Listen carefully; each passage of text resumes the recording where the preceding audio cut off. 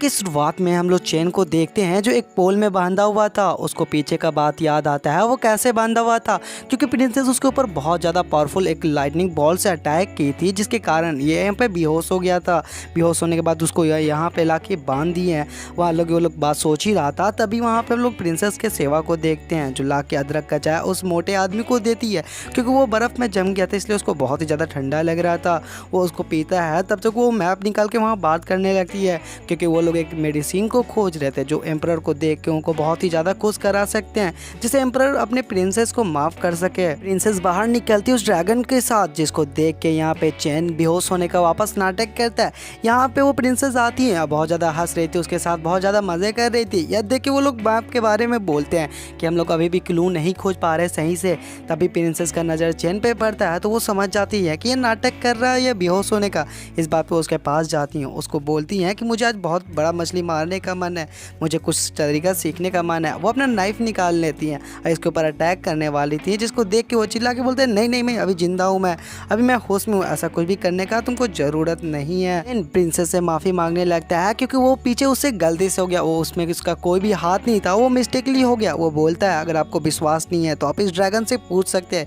वो ड्रैगन को देखती है, उसे पूछती है, तो ड्रैगन कुछ भी नहीं बोलता, अपना एक्टिंग करने लगता है, जिसको देख के चैन को बहुत ही ज़्यादा यहाँ गुस्सा आने लगता है। वहाँ से प्रिंसेस भी वहाँ पे गुस्सा होती है, वो अपना नाइफ निकाल लेती है। वो बोलती है कि मैं तुम पे अपने नाइफ फेंकने का प्रैक्टिस करूंगी। यह बात बोल के उसके नाइफ अगल बगल में करने लगती है, जिससे वो डर जाता है, उसको मना करने लगता है, लेकिन यह तुरंत उधर जाके अटैक उसके ऊपर कर देती है, जिससे वो बहुत मुश्किल से बच पाता है। इसको देख के प्रिंसेस भी इंप्रेस थी कि थोड़ा सा तो फास्ट है ये। यह बोल के वो तीन तीन नाइफ निकाल लेती है। अब बोलती है अब मैं इन तीनों को एक साथ कोशिश करूंगी, जो मैंने इससे पहले कभी भी कोशिश नहीं किया है। यह बोल के उसके ऊपर वो डायरेक्ट अटैक कर देती है। बहुत मुश्किल से वो मिस होने वाला था, लेकिन इसको लगने से पहले वहाँ से सीन कट जाता है। बाद हम लोग चेन को देखते हैं जो उसको लगातार मनाने की कोशिश कर रहा था, उसको समझाने की कोशिश कर रहा था कि तुम जहाँ जाओगी मेरा हेल्प बहुत ज़्यादा ज़रूरी पड़ेगा।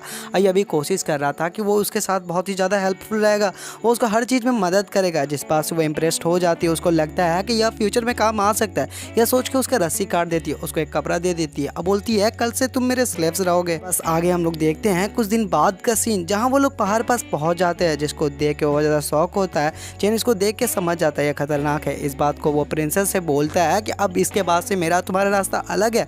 यह बोल के वहाँ से वो जाने की कोशिश करता है, लेकिन प्रिंसेस को आता है गुस्सा। प्रिंसेस उसके गर्दन पर छुरी रख देती है। वो बोलती है कि तुम जब तक जिंदा हो तब तक मेरे गुलाम रहोगे।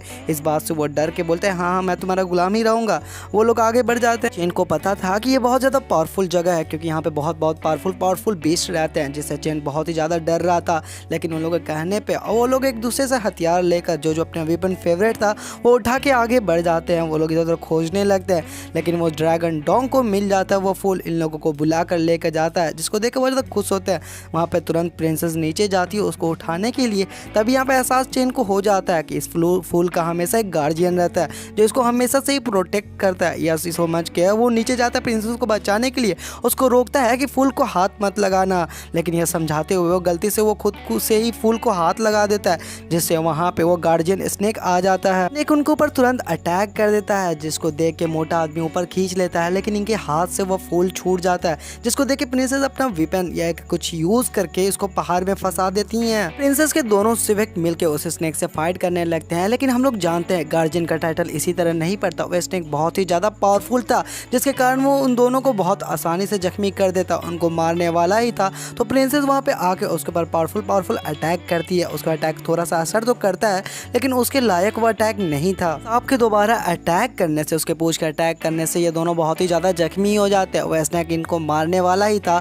तो यहाँ पे प्रिंसेस अपना फैसला करती हैं, अपना सबसे पावरफुल वो अपने तीर से अटैक करेंगे, लेकिन उसके अटैक करने के कारण इनका सारा स्पिरिचुअल एनर्जी या तो मर भी सकती थी, जिसको देख के उनका एक पीछे वाला जो था बंदा जो मोटा सा था, वो अपना पूरा पावर स्पिरिचुअल एनर्जी सब कुछ लगाने लगता है, जिसको प्रिंसेस देख के बहुत ज़्यादा शौक थी, क्योंकि इससे यह मर भी सकता था। ये अपना पूरा ताकत लगा के बहुत ही ज़्यादा पावरफुल हो जाता है। वो जाके स्नेक के ऊपर अटैक करता है, तो स्नेक भी बहुत ही ज़्यादा जख्मी हो जाता है। यहाँ पर तो इसका लग रहा था कि आखिरी सांस चल रहा है, क्योंकि यह भी मरने वाला था। लगातार कह रहा था कि जाके लिली फ्लावर उठा लो, तुम लोगों के लिए वो जरूरी है। लेकिन तभी वो स्नेक को देखते हैं कि वो अपने पूंछ से अटैक कर देता है, जिसको देख के वो आइस मैजिक वाली आकर उसको शील्ड बना के रोकती है, लेकिन उसका शील्ड भी काम नहीं आता है, जिसको देख के प्रिंसेस उन लोगों को धक्का दे देती है, अपने बीच में आ जाती है, जिससे प्रिंसेस बहुत ही ज़्यादा जख्मी हो जाती हैं। उनको जब धक्का दे ही रही थी तो वो प्रिंसेस को स्नेक खाने वाला था, जिसको देख के मोटो वाला प्रिंसेस को धक्का दे के अपने आ जाता है, जिसके कारण वो वहाँ पे बहुत ही ज़्यादा जख्मी हो जाता है क्योंकि वो सांप उसको मुंह में रख लेता है। मुंह में पटकने के बाद उसको बाहर फेंक देता है। उसको जख्मी देख के प्रिंसेस को यह बात सहा नहीं जाता। प्रिंसेस बहुत ही ज़्यादा गुस्सा होती है। वो सोचती है कि अपना वो सुपर नेचुरल महारस्त्र उसको यूज़ करेगी। वो आगे चल जाती है, वो उस वेपन को उठा लेती है। उठाने के बाद उसमें अपना ब्लड डाल देती है, जिसके कारण वो एक्टिवेट हो जाता है। उसमें से एक तीर निकलता है जो बहुत ही ज़्यादा पावरफुल था। वेपन को देख के यहाँ पे चैन भी बहुत ज़्यादा शौक था कि इतना पावरफुल वेपन इन लोगों के हाथ में कैसे आ सकता है। उसको इस बात का भी अंदाजा था इससे इसके स्पिरिचुअल एनर्जी खत्म हो जाएगा और पूरा अंदर का सोल का भी एनर्जी ये चूस लेगा, इससे वह मर भी सकती है। लेकिन हम देखते हैं कि प्रिंसेस अपना पूरा पावर लगा के उस स्नेक के ऊपर अटैक कर देती है, लेकिन वह अटैक मिस हो जाता है, जिसको देख के वो ड्रैगन पीछे से डर जाता है। लेकिन हम देखते हैं कि यहाँ पे चैन बहुत ज़्यादा आराम से बैठा हुआ था क्योंकि चैन को भी पता था कि वो संभाल लेगी। यहाँ पे प्रिंसेस को भी पीछे का बात याद आने लगता है। आने के बाद वो उस कंट्रोल करती है उस तीर को और अपने तरफ खींच के वो स्नेक के ऊपर अटैक कर देती है, जिससे स्नेक वहीं पे ख़त्म हो जाता है और वहाँ लावा के अंदर गिर जाता है। एक ही अटैक करने के कारण वो बहुत ही ज़्यादा थक गई थी, वो उठने के लायक नहीं थी। तब जिसको देख के उसके सेवा उसके पास आती है। आने के बाद उसका हालचाल पूछती है, जिस पर वो बोलती है कि उसके दोस्त को चेक करो अपने। इस बात पर उसके पास जाती है, लेकिन उसको पता चलता है कि यह पहले से ही मरा हुआ है, यह मर चुका है उसके पॉइजन उसके अटैक के कारण। इस बात से वो उसको वहाँ पे बर्फ़ में जमा देती है और वहाँ पे उसको बताती है कि अभी यह नहीं रहा, जिससे वो बहुत ज़्यादा उदास हो जाती है। तभी हम लोग देखते हैं लावा में कुछ हलचल होता है और वहाँ से स्नेक नहीं ड्रैगन बाहर निकलता है, जिसको देख के चैन यहाँ बहुत ज़्यादा शौक हो जाता है। चैन उतना देर से फाइट में तो नहीं निकला था, लेकिन यहाँ पे फाइट के लिए आगे बढ़ जाता है क्योंकि ड्रैगन जब अपने बगल में देखता है तो वहाँ पे चैन नहीं था।